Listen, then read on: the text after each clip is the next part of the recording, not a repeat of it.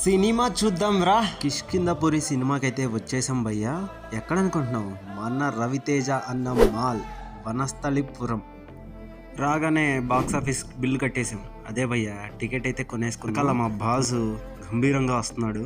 అంతలో టికెట్ అయితే ఇచ్చేసి లోపలికైతే వెళ్ళగానే అంబియన్స్ అయితే అద్దరిపోయింది అనుకో. రవితేజ అన్న ఒక్కొక్క మూవీలో ఒక్కొక్క పోస్టర్ అద్దరిపోయిందనే చెప్పాలి. మా యాక్చువల్లీ మిరాయి సినిమాకి అయితే వెళ్దాం అనుకున్నాం, కానీ ఎక్కడ చూసినా హౌస్ఫుల్ బోర్డులు మాత్రమే కనిపిస్తున్నాయి.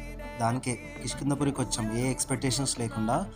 మన కొండన్న అయితే ఎంట్రీలతో అదరగొట్టాడు అనుకో.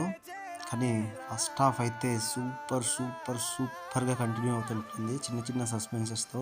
నాకు లిటరల్లీ ఈ సీన్ అయితే నాకు చాలా మంచిగా అనిపించింది.